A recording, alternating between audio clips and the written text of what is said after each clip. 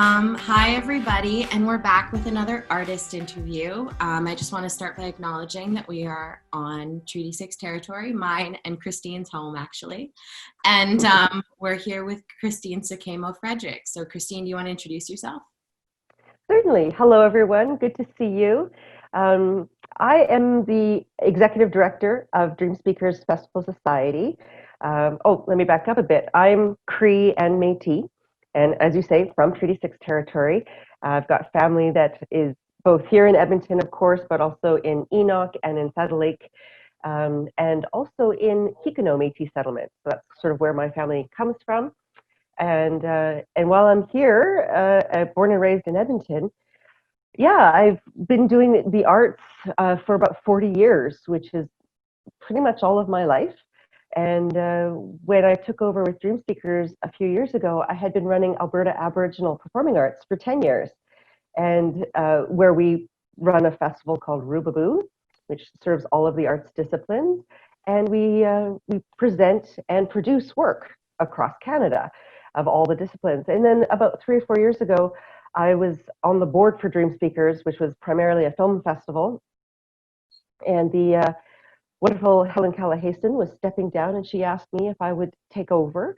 And what an incredible opportunity to bring all of the arts together, and to revitalize. Dreamspeakers is 26 years old, and everything with the film industry has, not just the film industry, but society has changed greatly since then. So the last 3 or 4 years has been a lot of, coming up to date with technology, with how presentations are done, and looking at how Truth and Reconciliation and the UN Declaration of the Rights of Indigenous Peoples, how they've affected our work, being involved in a lot of industry talks across Canada, around the world, talking about international Indigenous touring networks.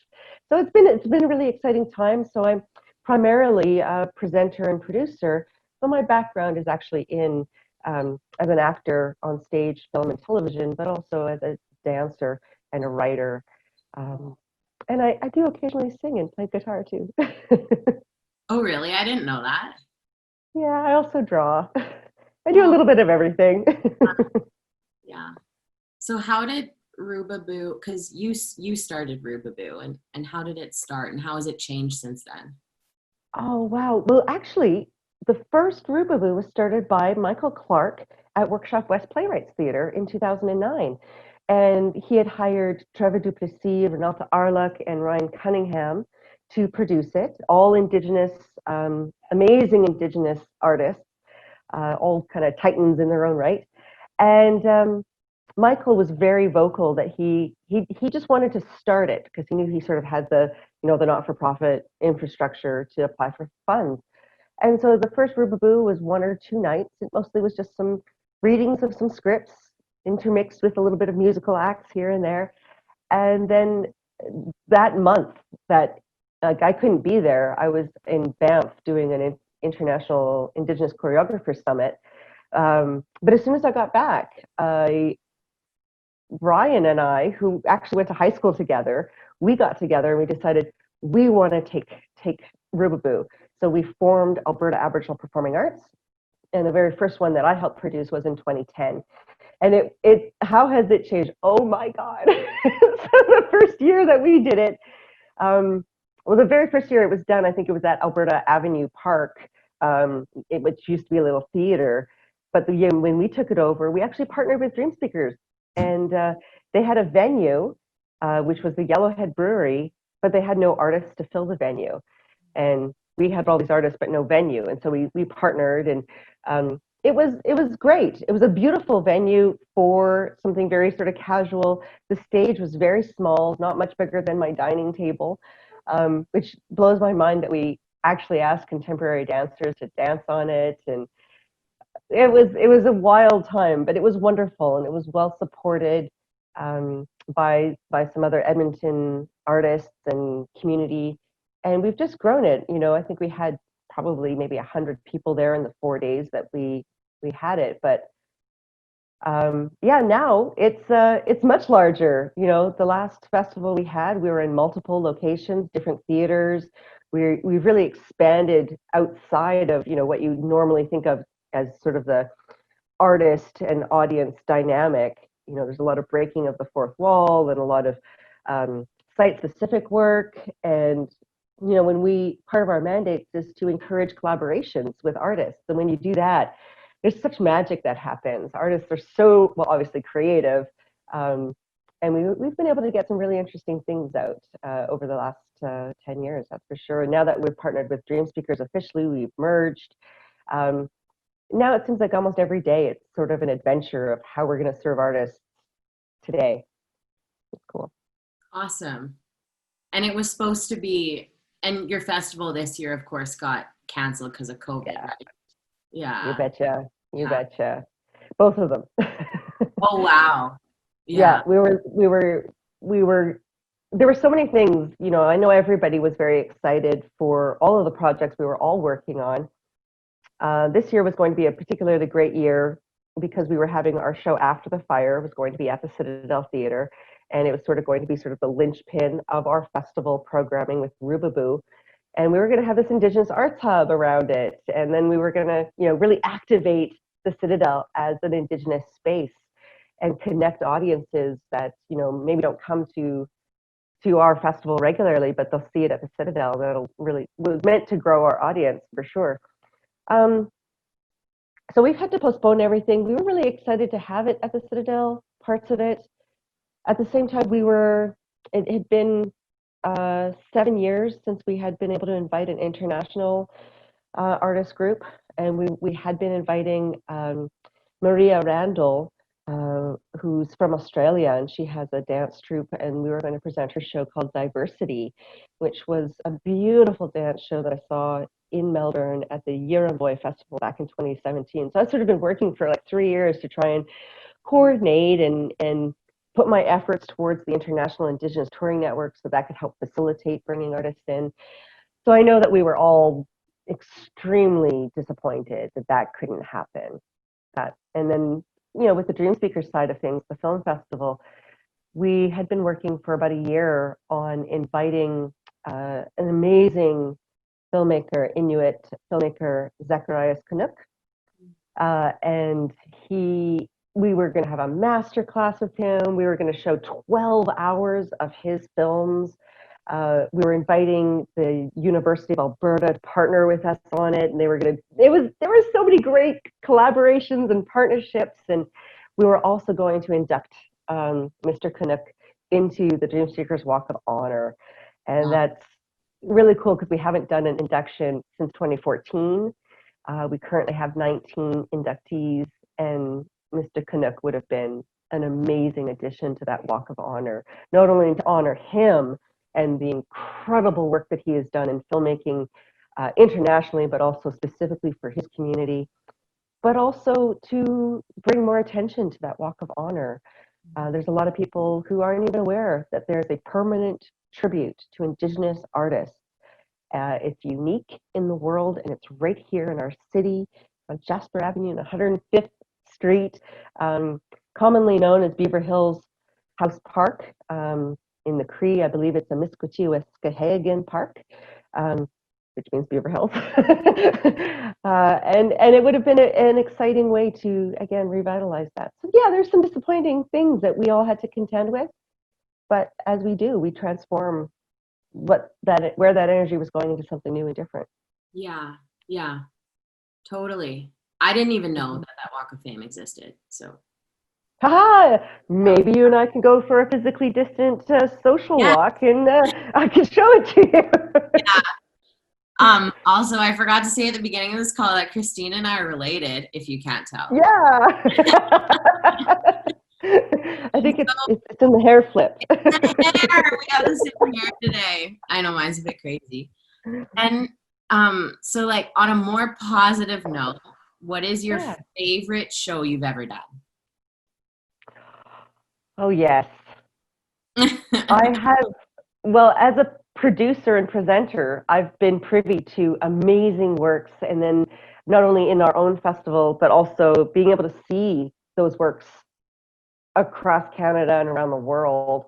So I've seen a lot of shows that have just amazed me. I think probably in film, one of the films that have really rocked me to my core, and also is one of the ones that I was super excited to bring to Edmonton last year, was called Pacha, and it's a Peruvian film, and it's about these two elders living in the Andes in the mountains, and the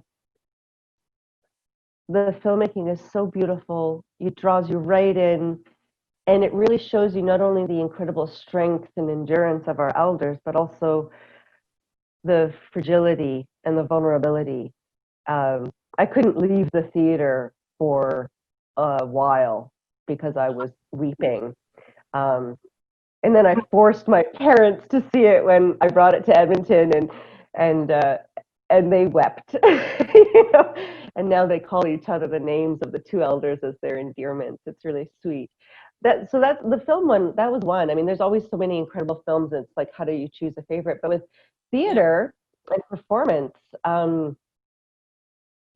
there's two that in particular that we produced that oh my God, now I'm like, no, there's three, no, there's four. For the longest time, I think the one that was my favorite was called They Shoot Buffalo, Don't They? And it was written by Ryan Cunningham, and it was co-created and choreographed by Troy Emery Twigg. And it was a real expose and exploration on the connection. There's a prophecy of specifically Cree people being connected to the buffalo, and how we will always be tied together with that buffalo. And in that dance piece, the dancers are the buffalo, and you see them struggle and be constrained. And it's basically it's the effect of what colonialism did to Indigenous people, and in the end, seeing the final dancer hogtied on his stomach, grunting, it was so powerful and more than moving. We toured that around Canada, and it was one of those ones where we definitely had to have the smudge going, and there were a lot of people who had to smudge immediately afterwards, and we had it was one of the first shows where we really had that support network surrounding the show, and that was an important thing to realize, that not only we were committed to doing that, but that's actually the way Indigenous theater was moving. 2018 was a big year. So as I said, I've been involved in the arts for over 40 years, and I had taken a hiatus as an artist so that I could build Alberta Aboriginal Performing Arts as an administrator and producer. And so I didn't really engage in my own artistry for about 10 years. And it was through the encouragement of some great, wonderful Indigenous artists, Matthew Mackenzie and also Richard Van Camp, both wonderful writers. And they both asked to see some of my work, and they both encouraged me to do it, like stop being a draft and get it on its feet. And that was astounding. And through the momentum and the camaraderie and the collaborative energies that we were able to do with Punctuate Theatre, we toured not only Matthew Mackenzie's piece, Bears, but we did something that I think is rather unique in this country, where we toured two shows at the same time and performed them in repertoire. Wow. So we had the same artistic, all the same cast, dancers, the same designers, music and lighting and everything. We had different choreographers, but so we did his show, Bears, and we did my show, Menosis Gathers Hope. And we toured them across Canada. Together, we were nominated for 10 awards through the Doras and the Sterlings. Yeah, that was a really great experience, because not only was I able to kind of re-immerse myself into being an artist and being back on stage, because I was a performer in both of them, it really stretched me also as a producer, because I didn't take that hat off. Mm-hmm. So while everybody was having their coffee break, I was doing the bookkeeping and answering emails from media and doing all the things. It was some very, very, very late nights, about 6 months of only 4 hours of sleep a night. But gosh darn it, we did it. And I'm really proud of that. And now we're looking at touring Menosis again. You know, we're in talks with maybe doing another Alberta tour and getting to some of the smaller communities. So yeah, and that's the play. Menosis Gathers Hope is a play that's based on me and my life, and not my whole life. It's not like a biography, but it's about the conflict and the tension that happens with children when they are first confronted with discrimination, and how they work through that inner toil, and the magic of innocence and the magic of our culture as well. So it's about a young girl finding her culture here in the city. You know, there's a lot of different ways that Indigenous people can get discriminated against, and it's not only just because you're brown. Being Métis, I was certainly discriminated against being, half white, or having a European heritage. You know, in the city, I was too brown. On the reserve, I was not brown enough. And it was always awkward. But one of the things that saved me was my connection with my grandparents and my connection to my culture. And it was absolutely here in the city, because culture is where we are. It's a human thing, and it moves with us. And so I wanted to show a play that demonstrated a strong female character, discovering her culture, discovering her inner strength, and also share some of the tenets of our culture using the medicine wheel and sharing those teachings. So yeah, so I was really proud of that work. Amazing. Thank you. And like an Alberta tour might be able to happen before a cross-Canada tour. That's right. So good plan. And like now, what are you post Menosis? What are you working on now? Is there something you're creating or? I am. I mean, I'm working on so many different things right now in terms of like producing and presenting and getting Dreamspeakers to move online. So that's all the real professional work that's happening in my office on a daily basis. But the personal artistic work that I'm working on two things in particular. One is a poem that I actually started writing back in 2012 when I came back from Costa Rica. I took a course on the rights of Indigenous people in the field. And it was the University for Peace in San Jose, Costa Rica. And it was kind of funny because, as I said, I'm a city girl, and I didn't connect really when they said in the field that they meant in the jungle. So there I am with my rolly luggage and getting into a canoe. And I mean, I wasn't alone.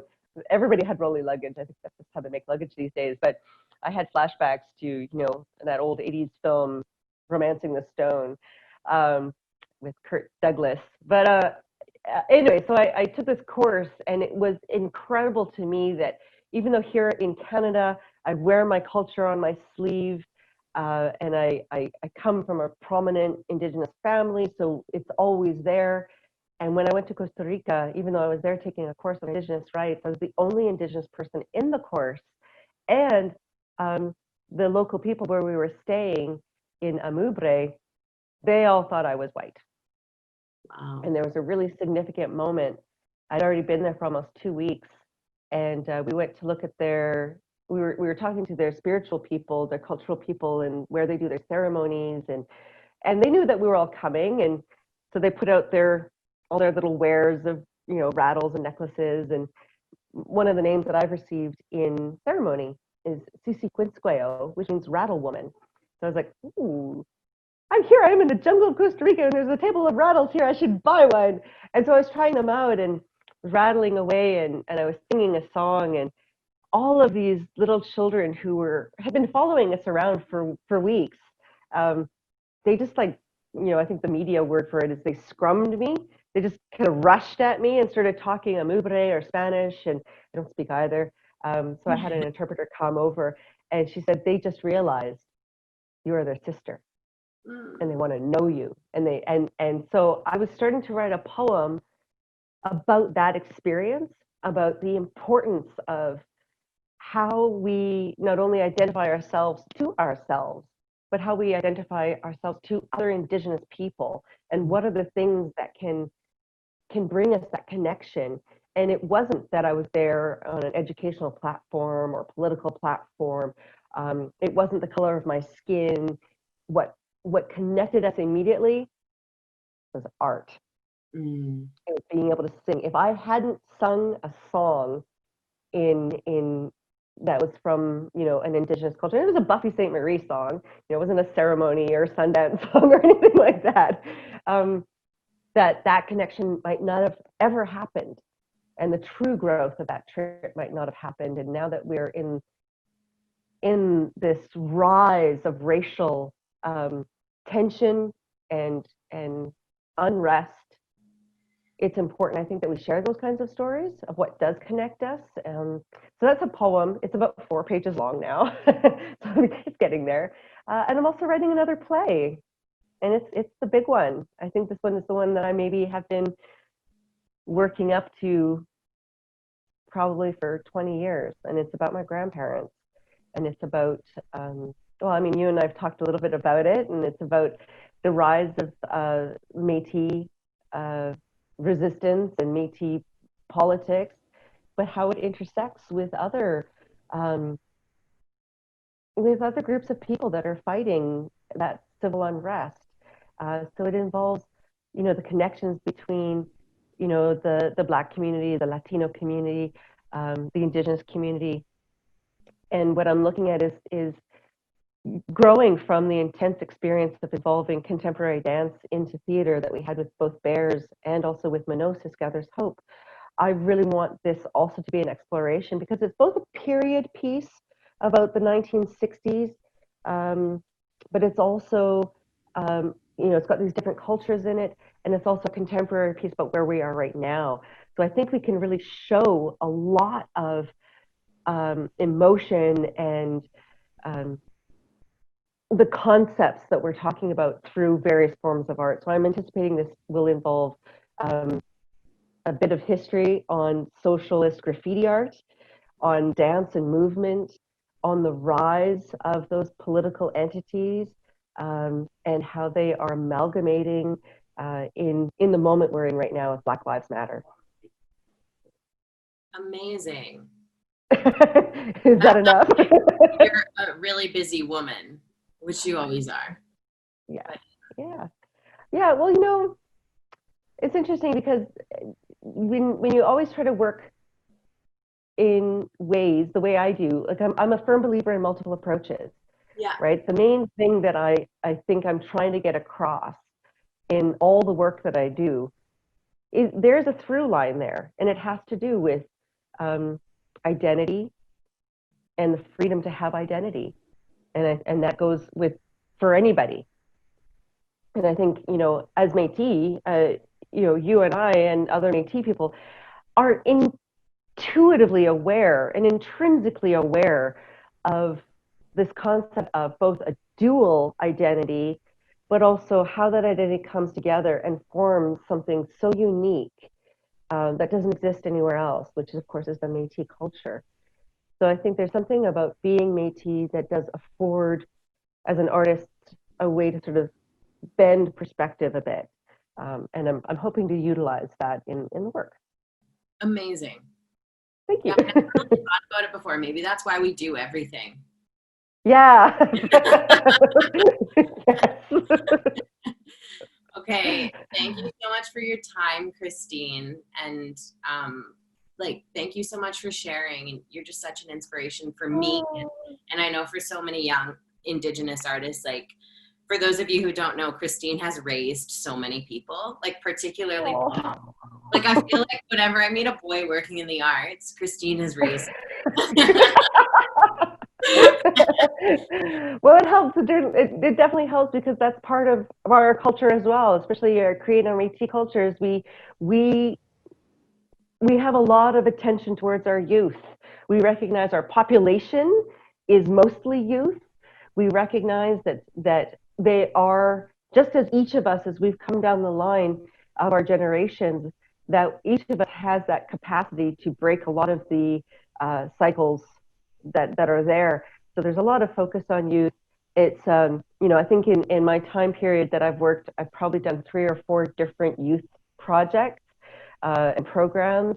And it's an absolute joy when you see someone not only blossom in that program, and then you see them 10 years later and they're still in the arts, and now they're parents, or they're telling you about the project that they're working on. And it's absolutely, I don't even know the word satisfied doesn't satisfy. It's elating, it makes you happy. It makes you know, like there are a number of young artists out there, even, gosh, everyone makes mistakes. We all do. The point is to learn from them. And when I see someone who's working really hard, who's got that passion, like you're a hungry artist, and I adore that in you.